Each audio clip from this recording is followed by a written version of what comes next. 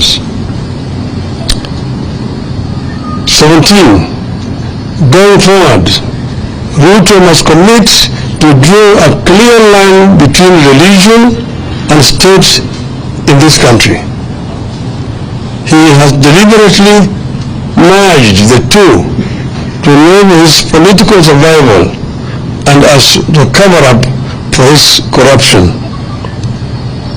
18th, on Shakahola, RUTO is as guilty as those he is seeking to investigate.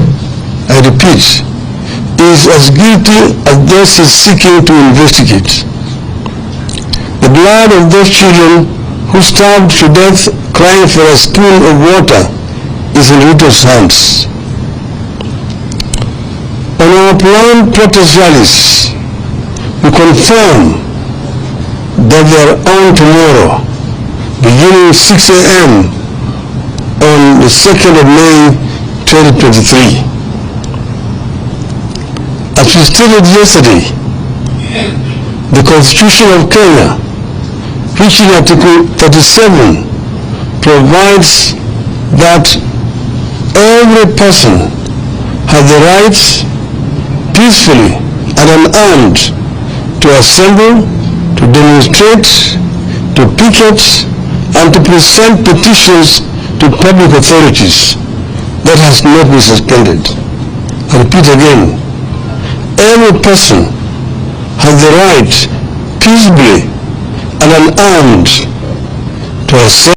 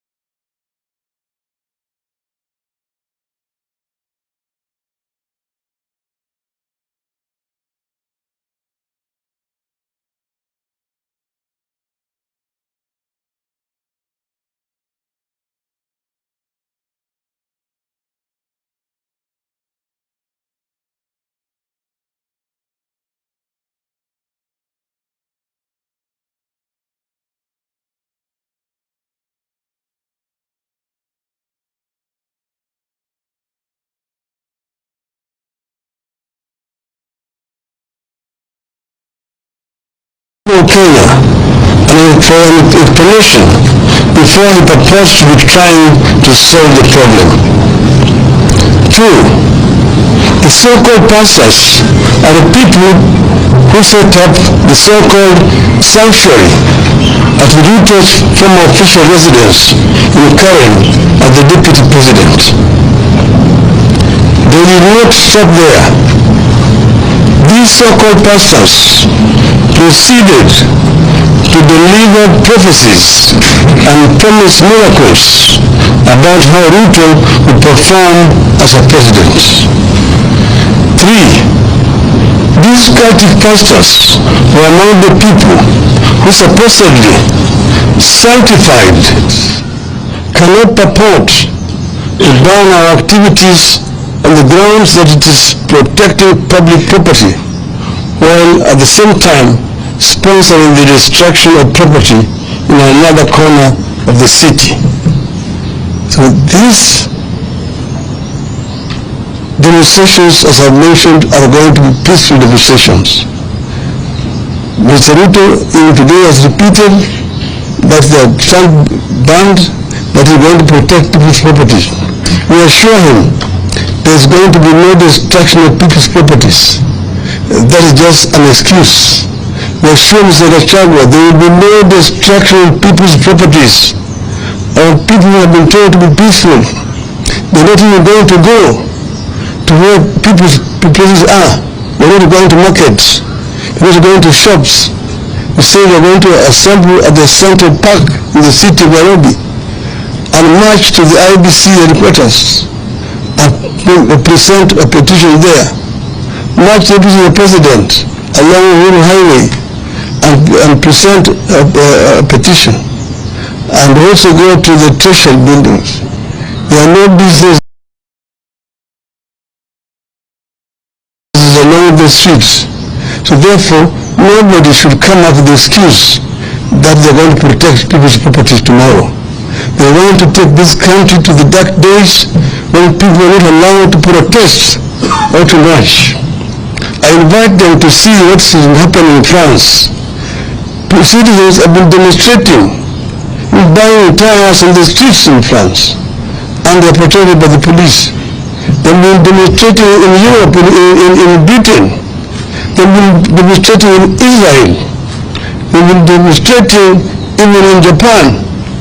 So we want to tell these people that Kenya fought very hard to build this new constitution.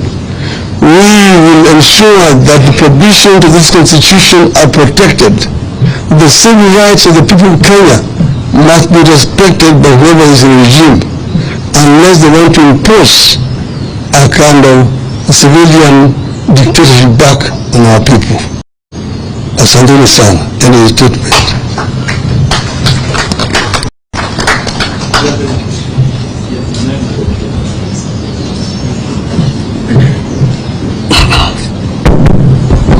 My name is Emmanuel Tor from KTN News. Just one question. Your previous attempts to access the CBD were unsuccessful. Okay. Alright, my name is Emmanuel Tor from KTN News.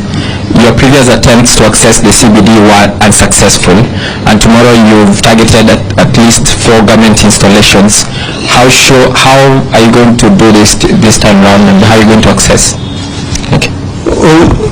Of course, we know where these institutions are. Last time, we were banned from entering CBD. We therefore were forced to actually go in the periphery of the towns. We never chose to go to places like Madari, or to Kahungwari, or Kangemi, or Kibra, Mukuru Kwanjenga, Pipeline, and so on. But we were denied access to the CBD. We had applied to go and peacefully demonstrate and present our petitions to the authorities concerned. Today they are actually trying to repeat the same thing. You said that Kenya fought so hard to bring this constitution to life, and that it is the responsibility of each and every Kenyan to defend provisions of this constitution. And what these people are saying today is allowed to hold water. No Kenyan will ever be able to do any demonstration.